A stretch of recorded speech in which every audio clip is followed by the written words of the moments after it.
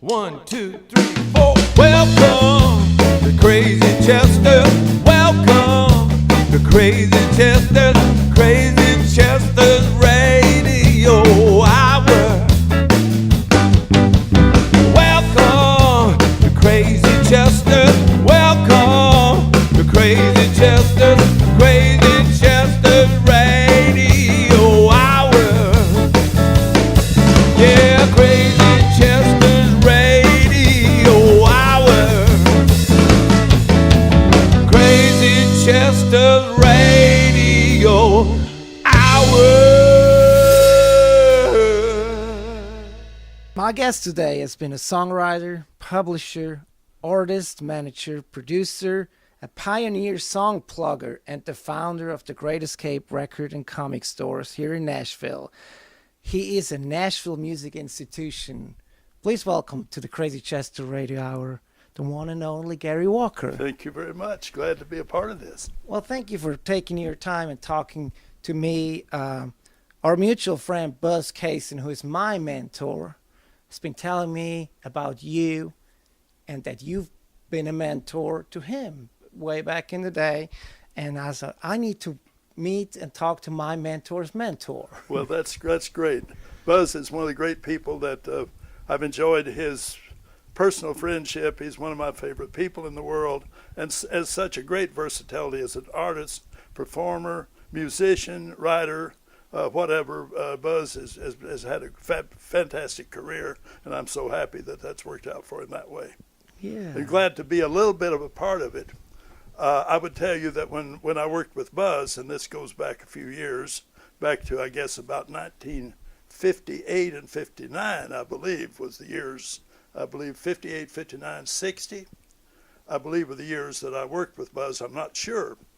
But at that time, I think that Buzz had developed into, at a professional level, that I've never thought of myself as a mentor, because Buzz, basically, he and his fellow musicians, Tony Moon, Bobby Russell, a number of these people were so talented. And what happened is, Andre, is that I grew up as a country music fan, and I happened to have a very exciting event in my life when there was a guy named Elvis Presley put out this record called "That's All Right, Mama." Maybe you've heard of that. Absolutely. And this changed my world, as it did, I'm sure, millions of people, because at that time I was so excited about this that I basically almost turned away from country music for a long period of time, because I was just so thrilled with that sound. And I had the great luck of being able to attend his first national tour. I was at Springfield, Missouri, and in going to that event, as I said, it really changed my life. And I was headed to Nashville shortly after that. And up to that time, I'd written country songs and was deeply immersed in the country music world. And I still enjoyed that, but this was an obsessive thing with me. By the time I got to Nashville, again, there was a series of events happened, including the fact that I ended up as a partner in this small recording studio. Well, this became the rock and roll center of Nashville, Tennessee, a music city. We were the only people in the town that were featuring that kind of music, and we became the hangout for almost everybody that was interested in that. And during that period of time, of course, Buzz and a number of other, in fact, Buzz's partner, Bobby Russell, we did my partner and I, Kenny Marlowe. Bobby was a senior at Hillsborough High School, and he came into our studio one day and he had this song called "The Raven." So this was very exciting to us, and so we produced a record at that time on Bobby Russell. We got that on Feldstedt record, and although it wasn't a big happening, that's a part of the early days when there were so many of the great talents. We were able to be a part of their early careers there, so that's been very exciting in my life to be a part of the rock and roll world there. As I said earlier, one of the great tributes in my life was when I read Buzz's book. And when I read the chapter on the time that he had was in those formative years there, he said when he met Gary Walker, he met a guy with a rock and roll heart. So that was I'm really, that's as a heritage thing, I'm really appreciative of Buzz for saying that. Yeah. So you were born in Romance, Missouri on October the 7th, 1932. How does one growing up in Missouri discover a love for music? Basically, I had the great fortune again. Incident I want to tell you. A friend of mine says Gary Walker is the luckiest person in the world. I don't know all the lucky people in the world, but I'm sure that I'm in the running for that because I had the great fortune of growing up in a rural area on a farm, and in a rural area, and 100 miles from there was a city called Springfield, Missouri, and it was one of these. This was back in the early 30s. They had a local radio station. The station had a lot of local radio programs. It was a music center at that time, so I grew up listening to those country records and country songs on KWTO, Springfield, Missouri. So that was essentially my. I also listened to Grand Ole Opry. I loved Eddie Arnold, Roy Acuff, and whatever. And in my living room was an old wind-up Victrola that had Jimmy Rogers, the Carter Family, and a guy named Riley Puckett on it. Are you familiar with Riley Puckett's sounds? I'm not. Riley was sort of a country rock and roll person. His records were, although he's supposed to have been a country singer, they had rhythm and blues, blues dimensions in them, and that gave me a little excitement about something other outside. As you know, the Carter Family records were that's basically old string music. The Jimmy Rogers records were exciting, but the Riley Puckett record had dimensions in it that was unique, and I think that did have an influence in my life. To make a long story short, that's the music that was my life. My family, my mother sang the hymns. We grew up in a music family. I did so. And the second part of that dimension is there at a point that I graduated from high school and went to college. The people from my community went to Southwest Missouri State College in Springfield, Missouri, which was also the location of KWTO. Well, in no time I was over at KWTO hanging around and getting on the programs and got a part-time job, and that led to my first success as a writer. I was lucky enough to get to have some songs recorded while I was still in college. I had Carl Smith's trademark song. It went #2 in the charts. I also had an important record with George Morgan and Porter Wagner. Brenda Lee was also headquartered at that time, so I got the experience of getting to early in my career. Got lucky and got my foot in the door. I put it that way. So, how did you get your songs heard by people in the music business? Guts. Just by having the guts to. I was a shy person, but I had an extreme drive. And I was, see, Andrea didn't know my songs weren't good. Most songwriters, when they write, they think these are the greatest songs in the history of the world. Are you a songwriter yourself? I am. Do you feel that way when you write a song? I wish. Well, when I'd say the first song I wrote, I was confident that was a great song. It wasn't, but by my thinking so, time and time again, I believe my confidence level was the #1 ingredient in my success because it gave me the combination of the obsessive drive to want to be a part of the music world, coupled with this, as I said, having the guts to go out and do it. Go out. Well, if I remember Johnny Horton came to town, and to play the Ozark Jubilee there. And so I knew where his hotel was, so I called him up, said, can I come up and play you some songs? So I went up there and played him some songs. I did that dozens of times, and some of them fall in that way. Probably my best, the best component of, if I would tell you if I were saying, what are the success principles? Having the confidence to go out and try and sell yourself or your product is maybe the number one ingredient in success. I didn't know that at the time, but I had this excessive drive and thought my songs were competitive, that they were, I thought my songs were good, and maybe the enthusiasm for that might have been a factor in doing that. I don't know. Really, it's just something that came natural to me to go out and promote my songs.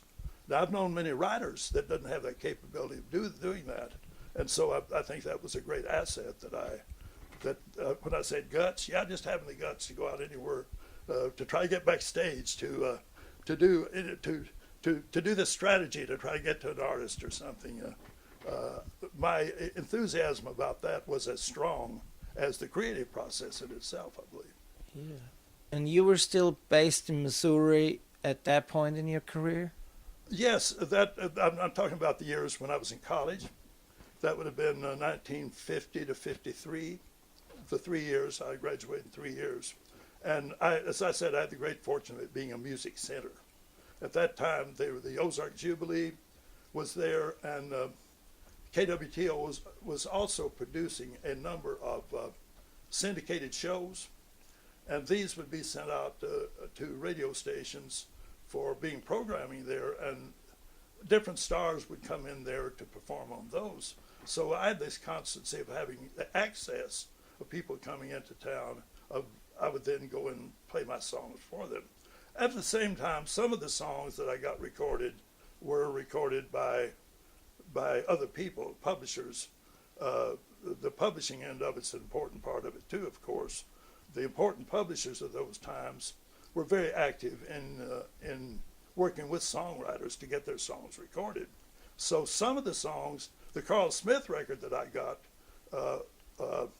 I didn't pitch myself. It was pitched by my publisher at the time, a man named Cy Simon.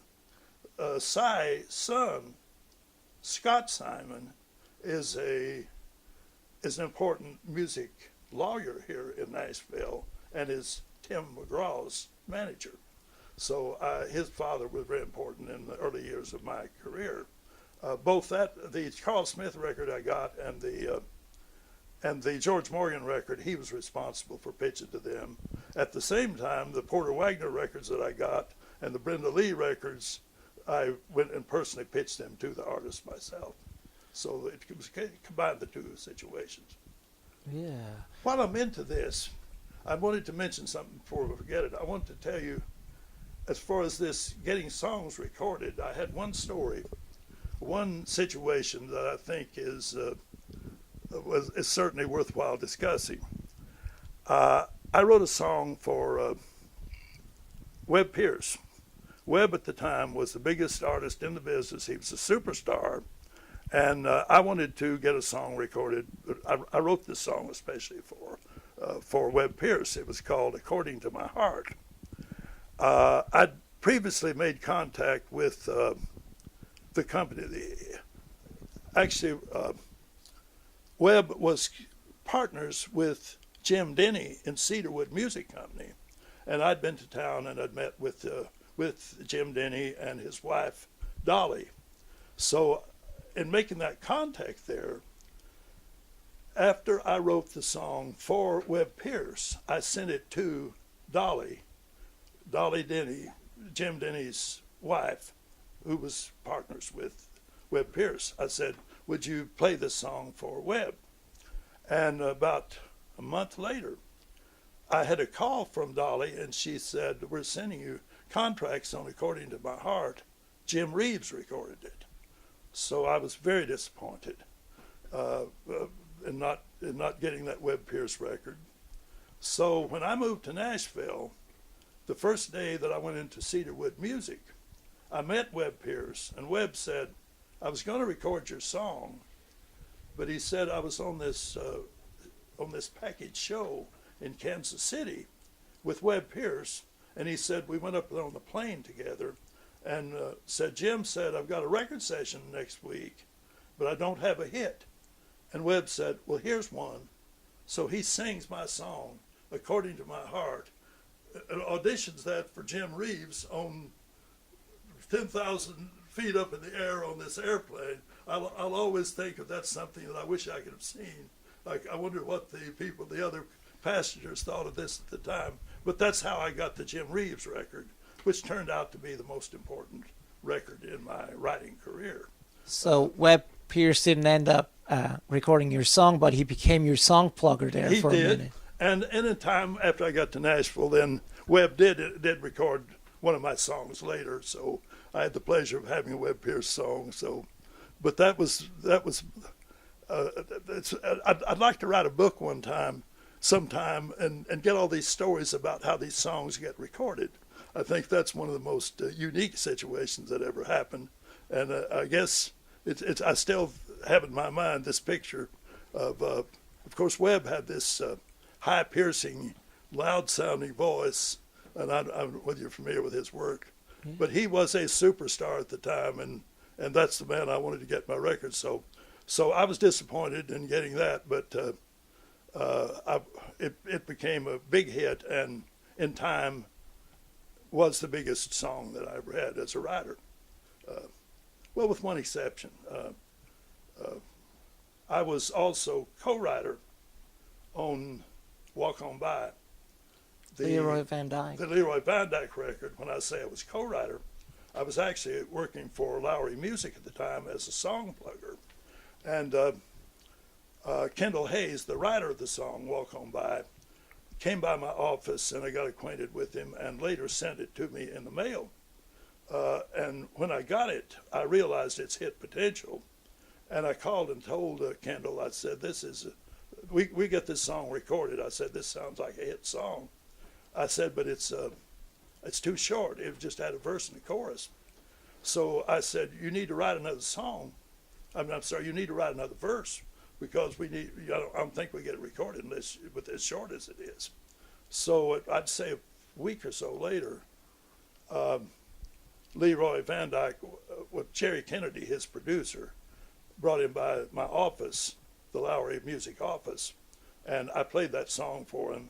I said, well, I hesitated. I said, I've got a piece of a song that I think is going to be a hit.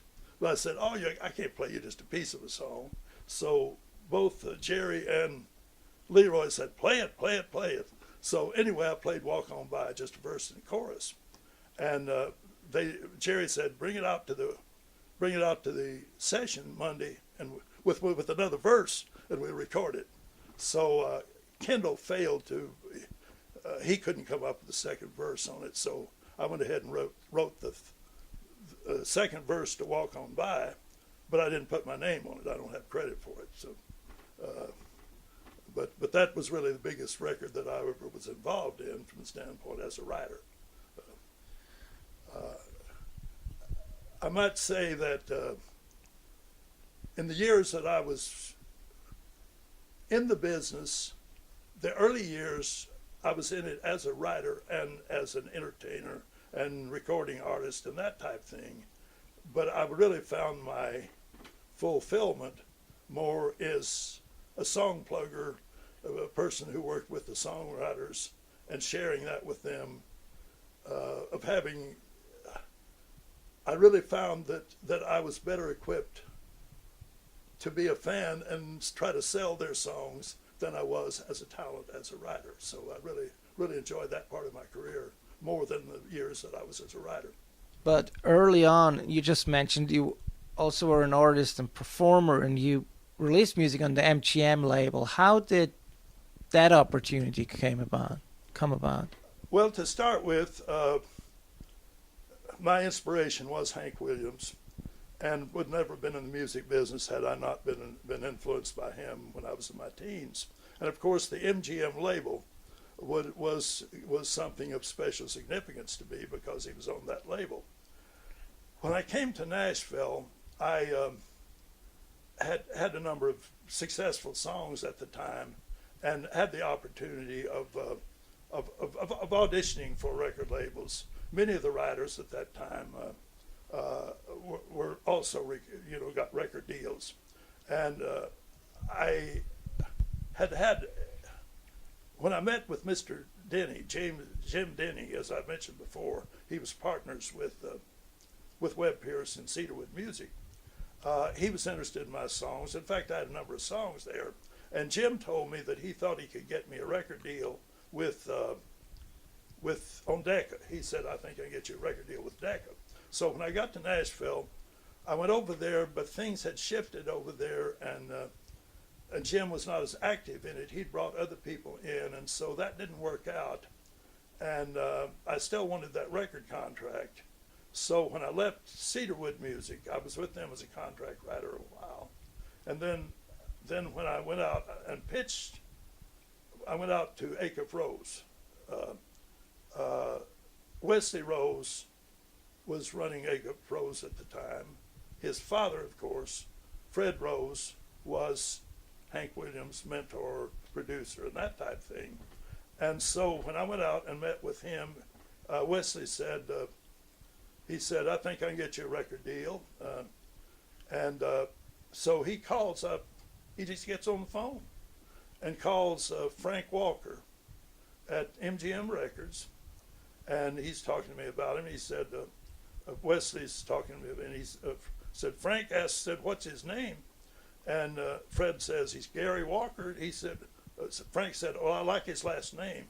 So that was the little gimmick type thing there. But anyway, he agreed to let Wesley produce a record on me. So my son likes to talk about the fact that that I got a record deal without the record company hearing me or whatever. So, but anyway, that's how I got on MGM Records.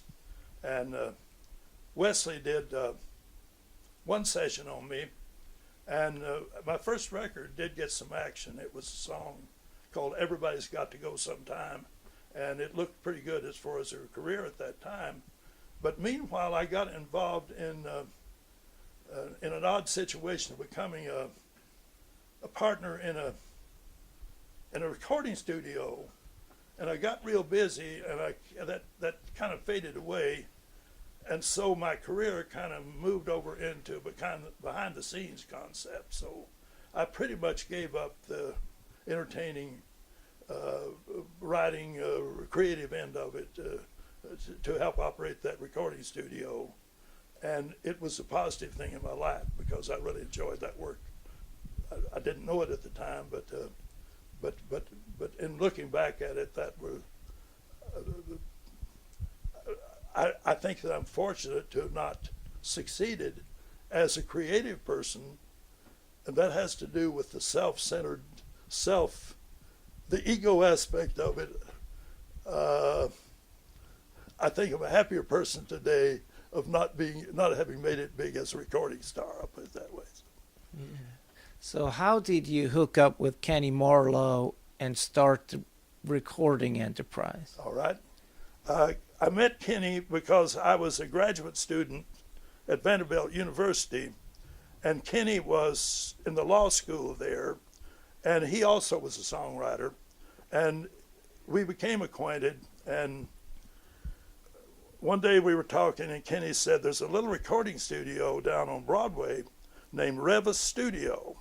I'd been there. I'd been down there to get, cut demos myself. And he said, I think he's interested in selling it.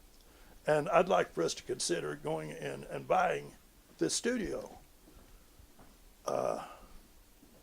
Andre, I have no idea why I even said, why in heaven's name did I want to be a partner in a recording studio? I have no idea. But the guy was very persuasive, I guess, and kind of reeled me in because I made that decision to go with him. We did buy the studio. Kenny turned out to be a genius as far as a natural capability of sound person. He he developed or put together an echo chamber there in this little studio that was phenomenal.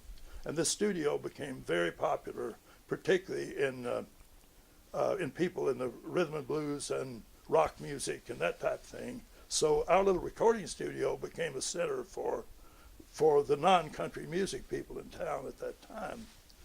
And so that, and as I said, at the time that I got involved, just overwhelmingly, the amount of details and stuff that had to get done, that writing and all that kind of faded away at that time. So that's how I became a studio owner. Where was the studio located? It was at 420 Broadway.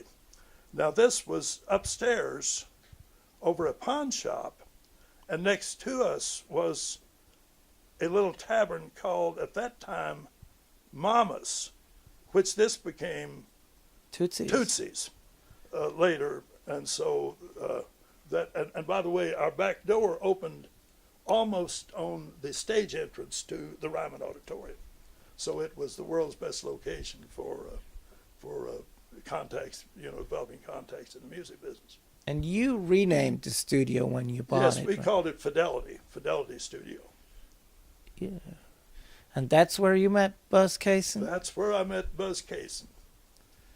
I don't remember the day that Buzz Cason came to town, came into our office, or into our studio, but Buzz was a name at the time, the Casuals. He was a member of the group, the Casuals. And I didn't meet him as basically, I met him as a member of that group. And I can't remember the details of this, of how these, it's my belief that Buzz was in the studio one day when Bobby Russell came in. Bobby, we did a recording on Bobby while he was a senior at Hillsborough High School. We were very excited about that record. Bobby had a lot of talent then, but those two guys got together, and Brenda Lee's guitar player, Tony Moon, also was a part of this little group that kind of, I don't know how these guys got together there, but those three people kind of, in fact, I believe that Buzz then went with Brenda Lee as a musician, didn't he? He did for a while. That whole Casuals band was her backup The whole band was, yes. And I think Wayne Moss was part of that for a while too, just a little bit later. I don't think he was at that time, but what Wayne was the guitar player that we used. He was this extremely creative guitar player, and he was our main guitar player, along with Pig Robbins. Hargus Robbins was our piano player at the time. So those two guys basically was the core of our recording studio group there at the time. And they went on to play on all these classics. Oh man, both of them were just brilliant, and we knew it at the time. Both of them were just they were musicians that were in a different realm of existence to the ordinary musician. Both of them were.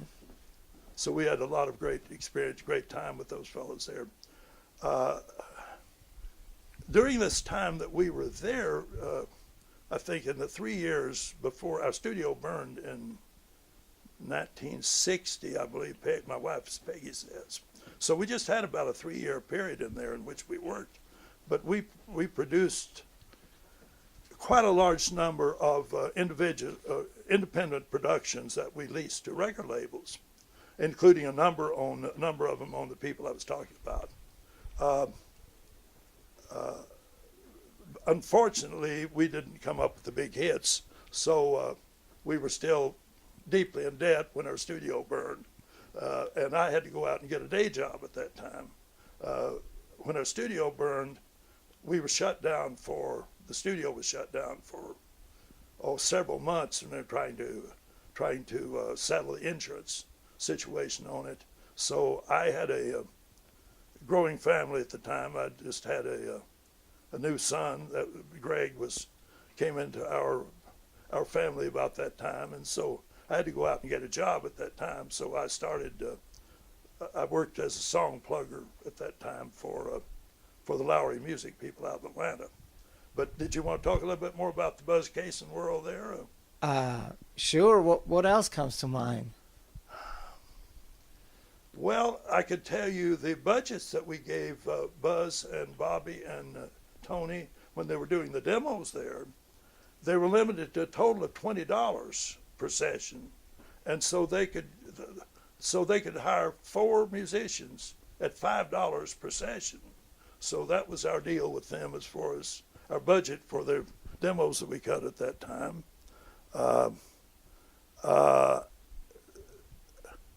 These guys were so talented and produced.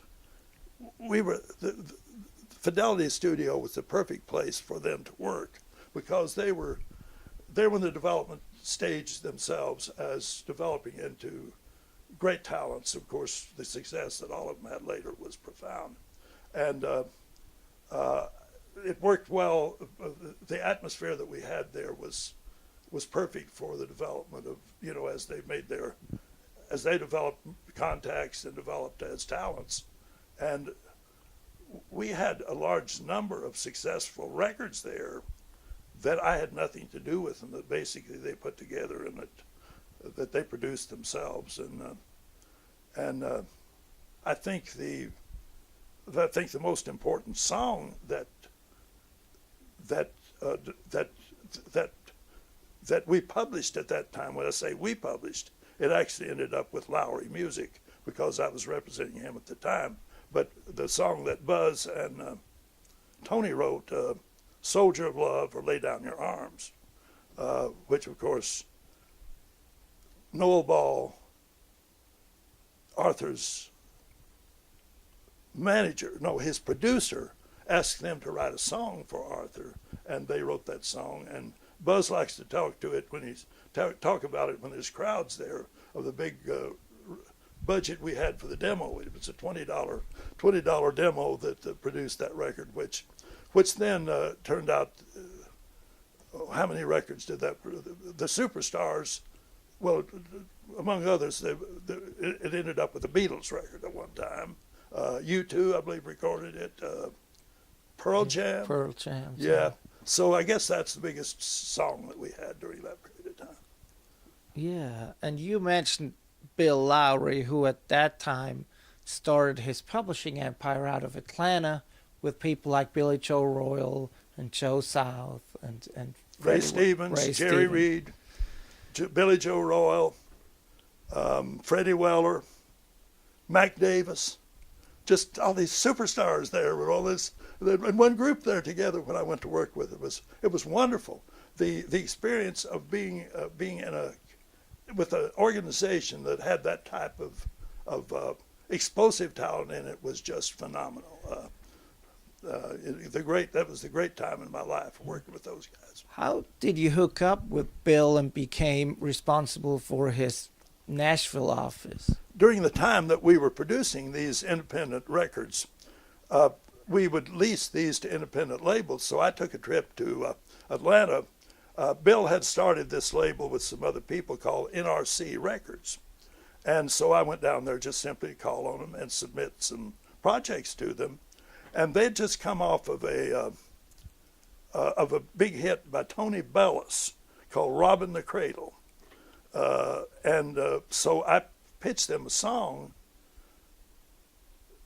called Young Girls. And that was his follow-up to that.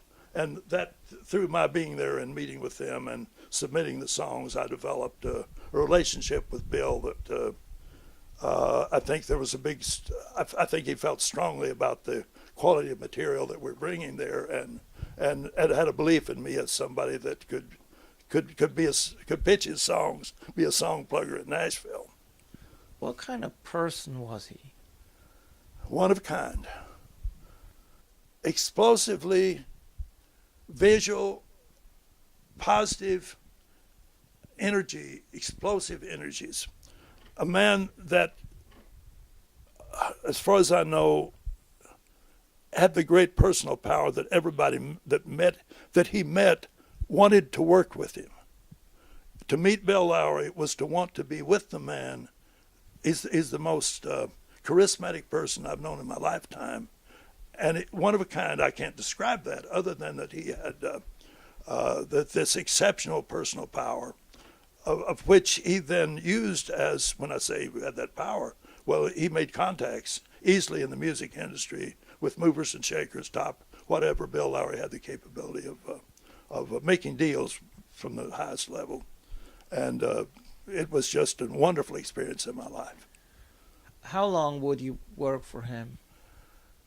I think the first phase that I worked for him was about 5 years, which was phenomenally successful on my part from the standpoint that he had his writers had a great backlog of really great material.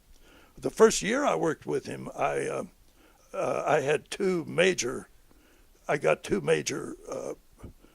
hits with Jerry Reed songs. I got Misery Loves Company, #1 hit with Porter Wagner, and also That's All You Gotta Do, which was a top 10 record by Brenda Lee. It was a B-side of I'm Sorry. I believe about 5 years, and I left him because I got an offer to go with the New York company at double my salary. So that was something that I hated to leave the organization, and but I had a growing family, and I did have to leave the company at that time. I went with Painted Desert and Shapiro Bernstein out of New York, which was also a very positive thing in my life. Really great people too. Yeah, so at that time you're knee-deep in music publishing world. And how does one that is mainly working music publishing become Sandy Posey's manager? Okay. The job, what I would call the term song plugger, well, that's a little limited because song plugger in itself is a song salesman that goes out and pitches songs to recording artists and recording executives. Well, my job was much more than that from the standpoint that I solicited songs from new songwriters, as well as, and at that time went ahead and produced demonstration record sessions, of which, with my experience at the studio, was an asset from the capability of producing, I'd say, in the creative side of that, of doing more creative demonstration records, which result in better results from that standpoint. So I'd had that experience, which prepared me to do that, and as such, I would come into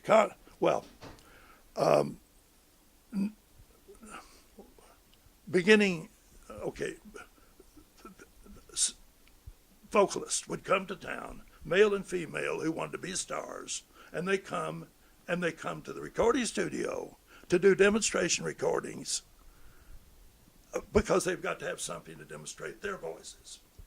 All the publishers at that time were spending money in demonstration sessions on fresh songs.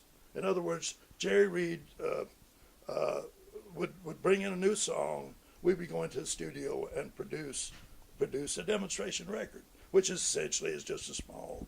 It's a lesser thing than a master recording. But often the arrangement, how did Sandy Posey come into this? I met Sandy Posey when I went to Memphis, and it's a little lengthy, but I guess okay. In other words, I got acquainted with a lot of vocalists too, and I would hire. I told you a while ago in this thing I played for you. Well, we hired this singer to do demonstration records for us, which that's what happened with Sandy Posey. I met her as a vocalist, paid her to come and do a record session to demonstrate a song. So I met Sandy in Memphis. I hired her to go to Muscle Shoals and sing one song, just one song. It was written by a secretary of an architect that owned the building where my office was. Her name was Martha Sharp. Martha wrote Born a Woman, and I did a demonstration record on Sandy with that. She sang the demonstration record. I brought that back to... Did you do that at Fame with Rick Hall? Yes, we did. We did. It was my only demonstration record session with Rick Hall. The only experience I had with Rick, and he was so excited about the song that he went on the controls at that time and helped us produce the. He knew it was a hit too at the time. When I say hit, what's a hit? Well, it's a hit. It's a song that if it gets the right breaks, has that potential for being a big hit. But he recognized the power of it at that time too. So anyway, I bring the record back. I've met Sandy where, she's just the singer that I've hired. But I bring her record, this demonstration record, back to Nashville, show it to Jim Viano with MGM Records, and he says, I'll record her. He says, I'll sign her if she wants to come with me. Meanwhile, she went back to Memphis. She was secretary for Chips Moman at American Studio there. And so when Chips heard it, he wanted to record it with her. So she had those two opportunities right then for two record deals, just out of demonstrating that one song. So anyway, Chips records, does the master on it. Phenomenal.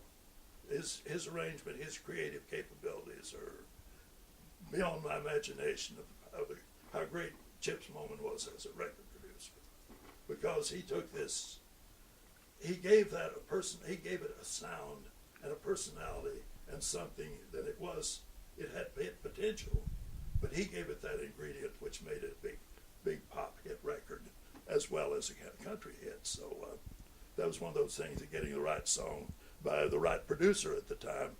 But Sandy, then we became, I don't know what to say other than we became very close friends, and because I was responsible for the song, she recognized that songs were that important. And so I also supplied the next song, Single Girl, and also found the third song, I Take It Back.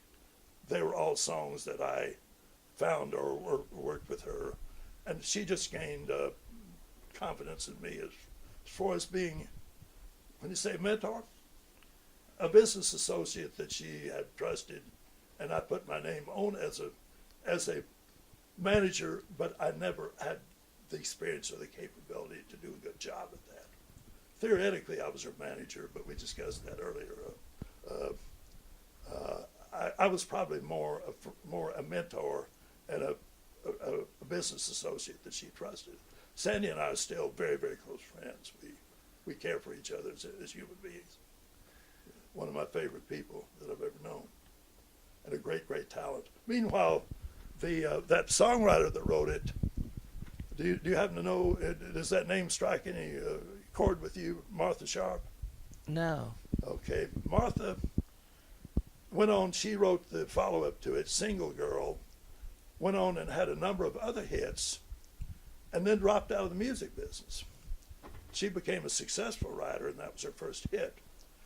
And then a friend of hers, who was secretary for Jimmy Bowen, at that time who was with Elektra Records, went on vacation, and she needed somebody to fill in for her. So Martha goes over and fills in as her friends at her job there and gets back in the music business. Martha then went on to be, I don't know what her title was, but she discovered both Randy Travis and Tim McGraw's wife. Faith Hill. Faith Hill and Randy Travis was her two projects at Warner Brothers. So she was talented as both a writer and a very, very bright woman. So. Yeah.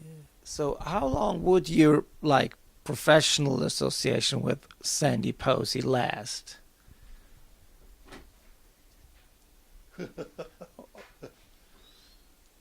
Well, 2 years, but it was a ride. It was a great ride as far as she was the Cashbox new female vocalist of the year, had a Cashbox cover. She was a Grammy nominee for new female vocalist of the year the same year that Neil Diamond was the male vocalist of the year. So I was in New York at the Grammy Awards, and next to me was Angie Dickerson and Burt Bacharach, and I was riding the world at the highest. I was making, as her manager, I was making trips to New York and sometimes from New York to Hollywood. So I got a piece of the big time as far as with you know, as far as really having a big project. So that was really a great time in my life too. So I enjoyed that, but it was also fraught with a lot of stress. But I did enjoy that part of my career, of having that experience with her for many reasons. And very fulfilling. I felt really good about the work that we did together. And that was one reason it was fulfilling to me, is that I had contacted and worked with a record producer who was, I actually admire the producers. Record producers are really my heroes. The people like Spector and Don Law with Columbia, the Chet Atkins, all these people. The people that produce those records are the ones that I admired the most and appreciated the most, because their creative efforts were really so important. So they're my heroes, the producers. Yeah, and you mentioned that you took Sandy down to Muscle Shoals to record a demo on that Just a particular demo. song. Now, do you have any other connections with Muscle Shoals? Would you go down there frequently?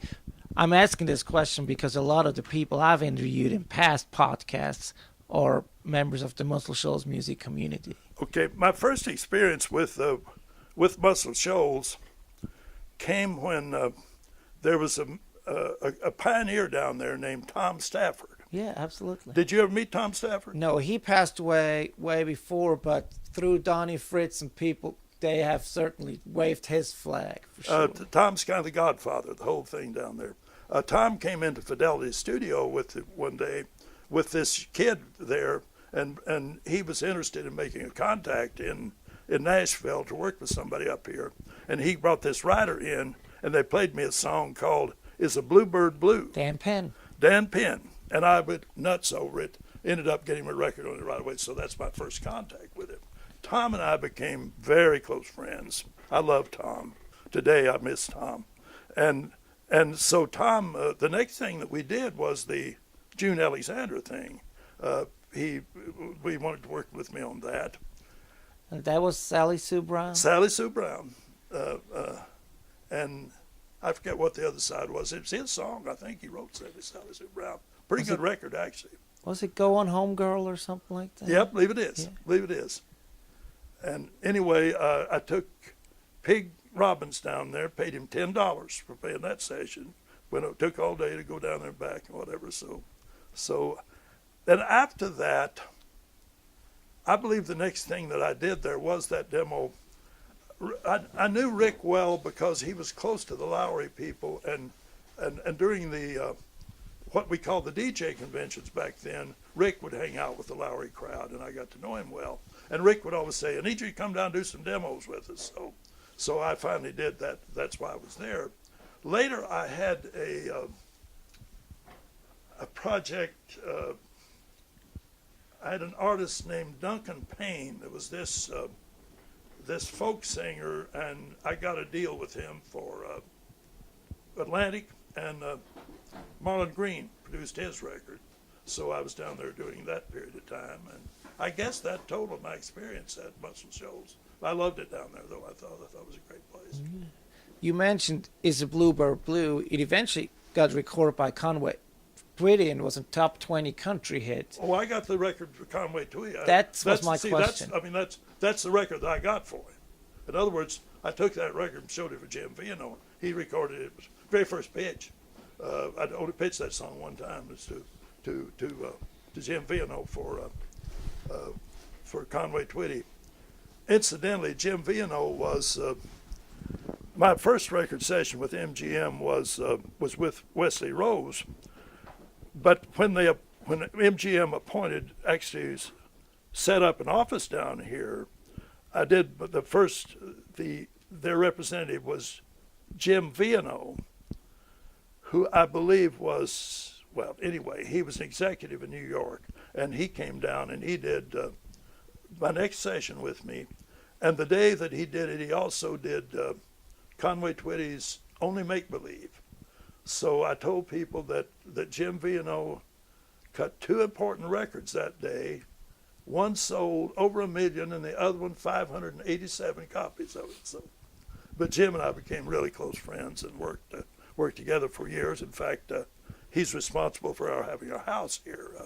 His house was across the street, and we were really close friends. And the Sandy Posey thing came because the reason I went over to Memphis, or was over there in Memphis and met Sandy Posey, Jim said one day, he said, I want to go over to Memphis and meet with some people over there. You want to go with me? And I said, yeah.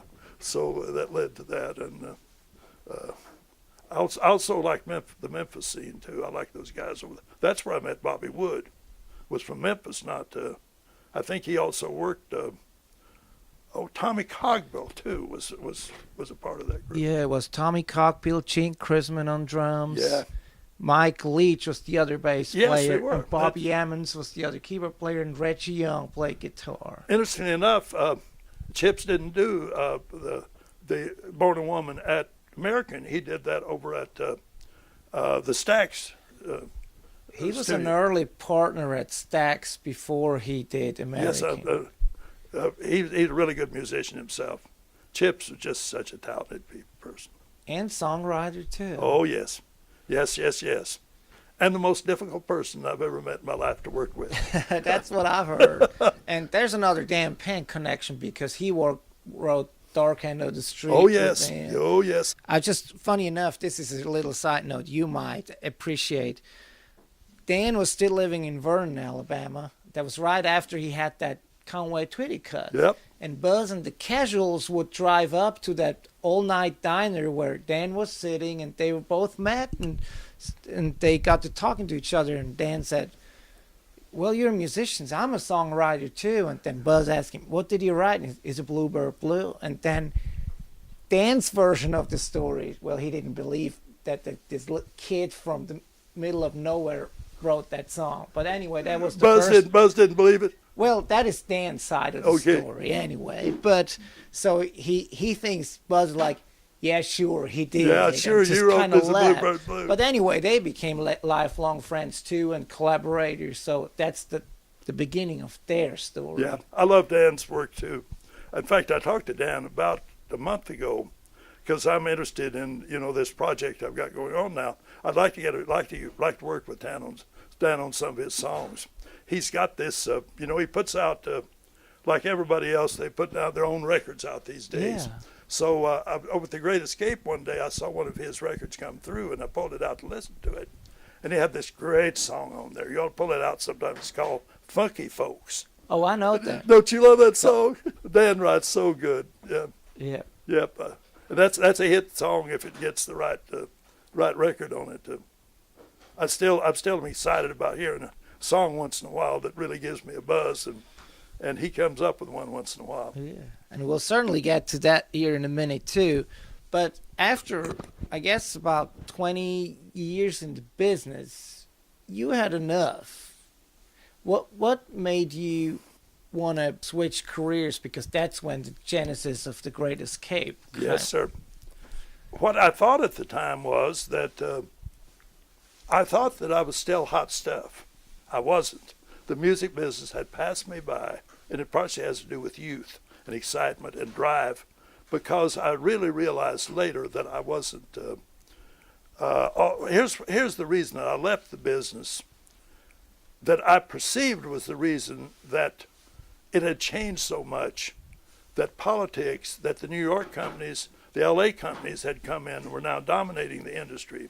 And it was in the movement toward becoming more political, when I came to town, it was wide open. You could play a song for anybody, the artist or whatever. You go over to Linebaugh's restaurant, and if Marty Robbins was in there and you said, Marty, let me play you a song, he'd listen to it right there.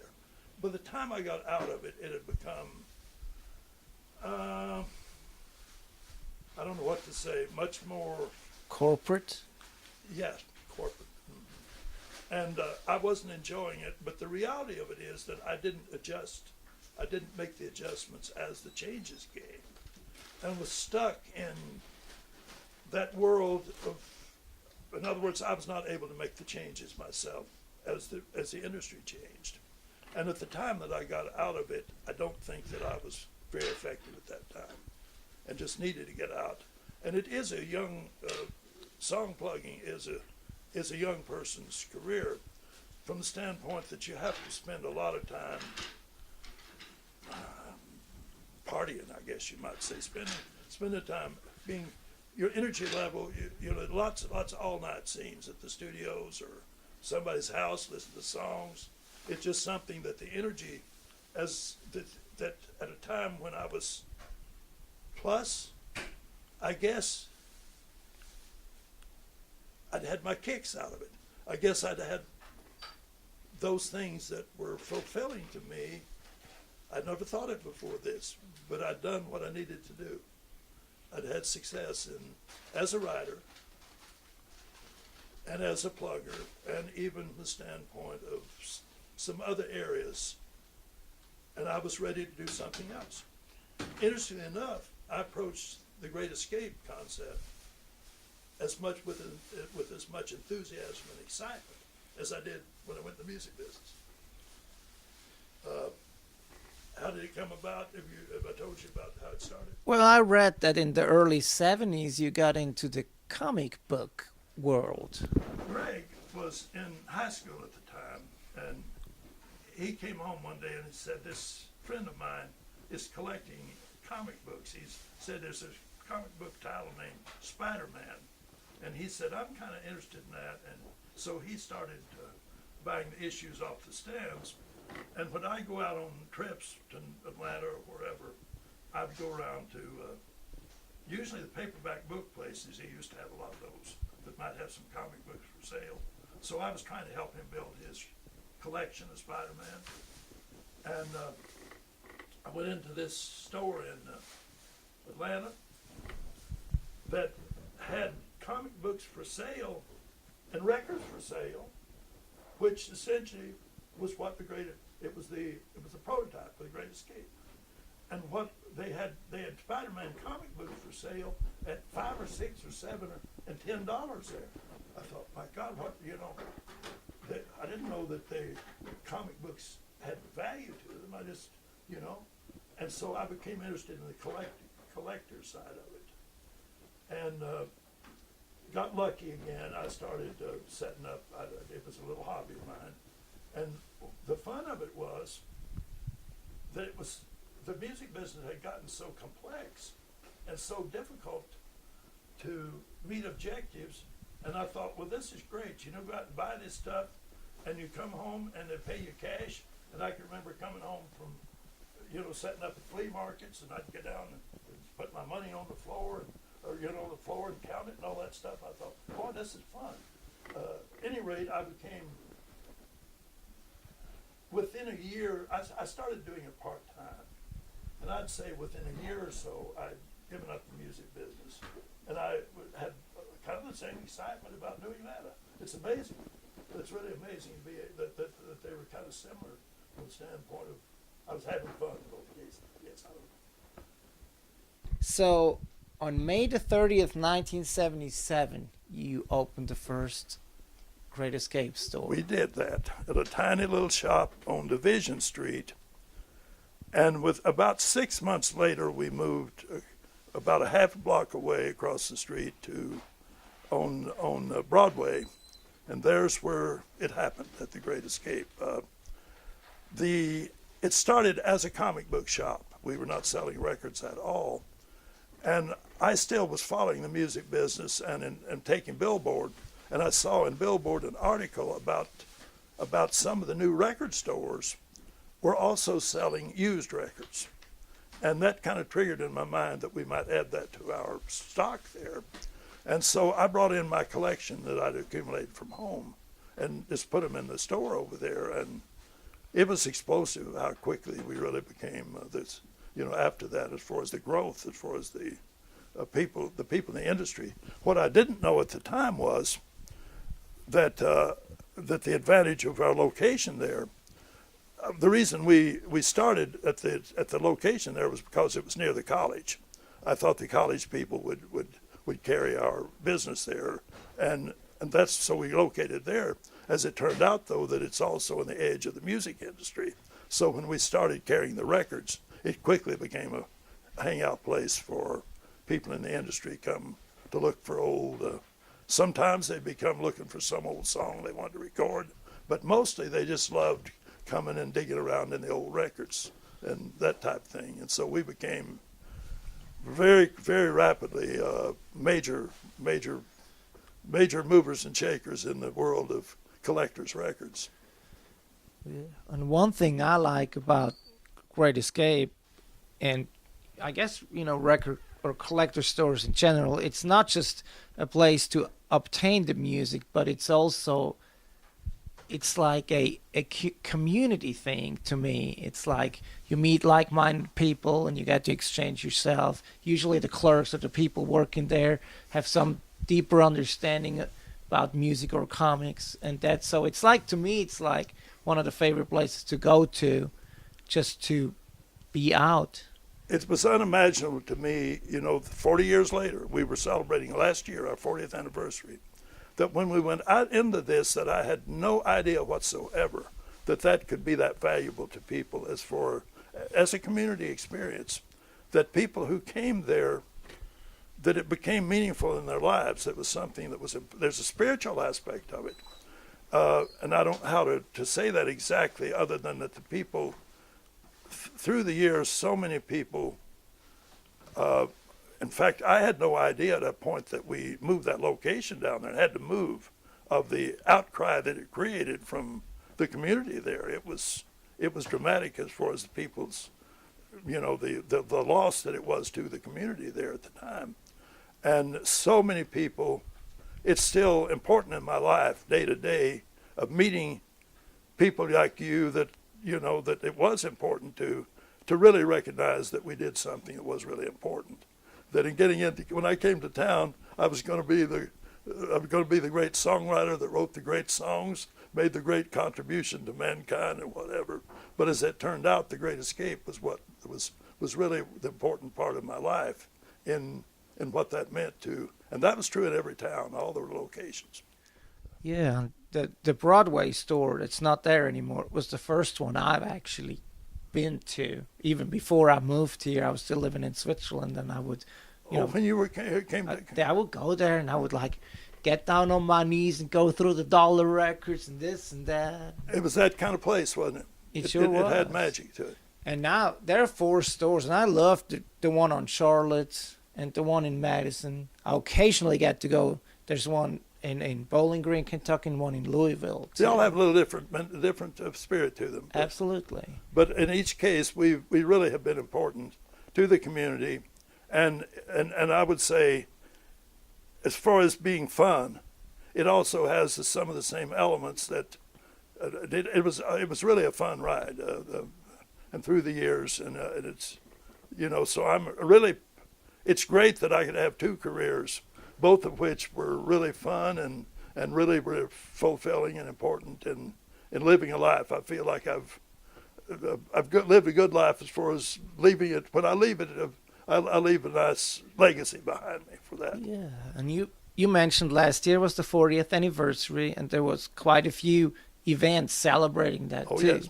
But you also decided to step down and transition the stores to some of your major employees. How did that all work out?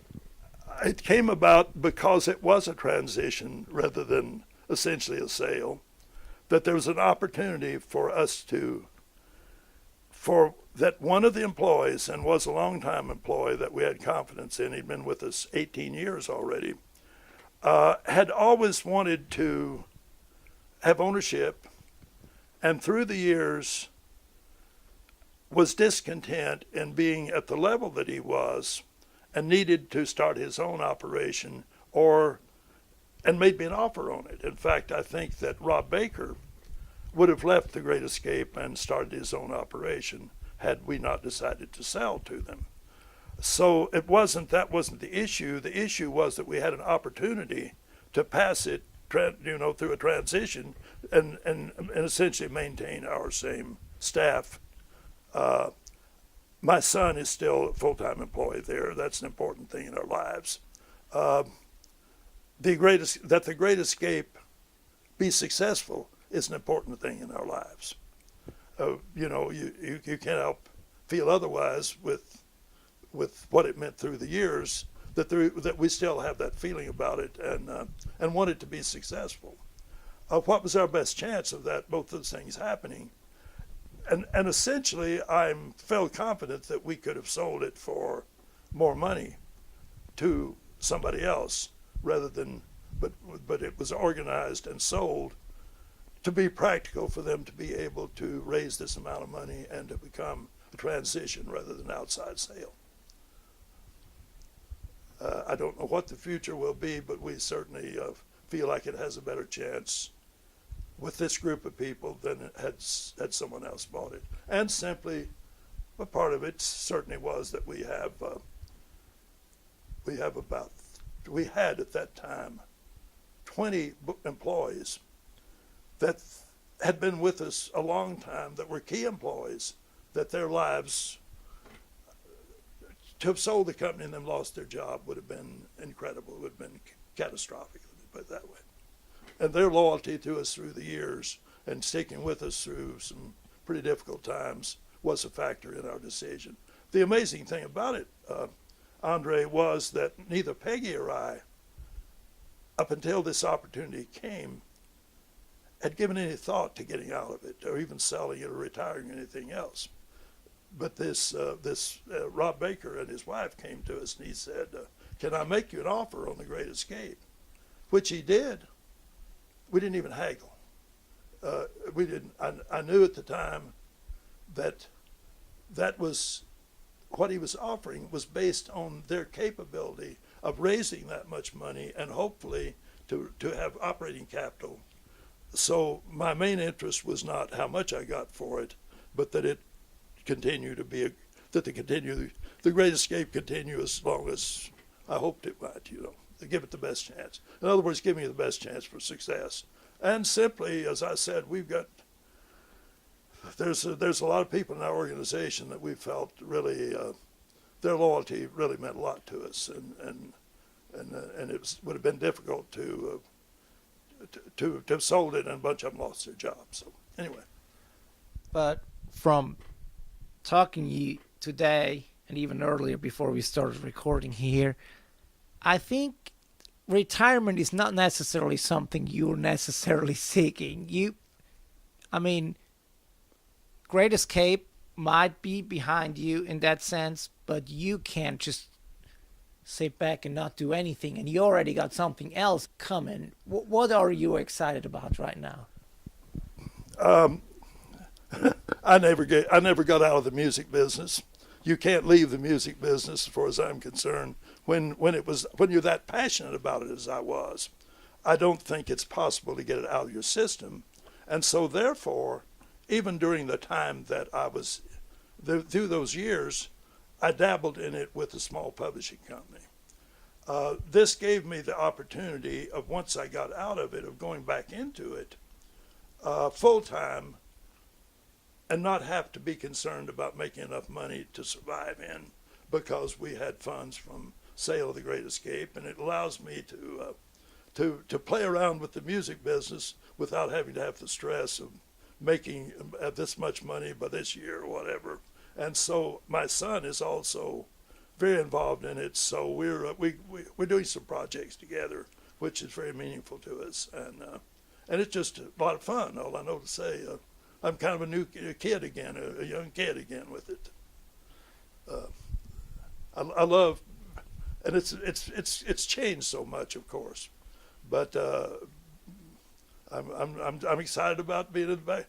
And actually, we've come up with some ideas and some strategies on it that I think has some chance of being succeeded, and I'm excited about that as far as some plans that we have. They're now making some progress. Yeah, and it's really great for me to see that, 65 years into this career, you're still so excited about new music and new talent and, music that touches you. It's an interesting thing, and I now realized in retrospect that music has been my spiritual feed. And this goes all the way back to when I was a teenager. I was interested in the music business, and I was pretty heavily involved in it.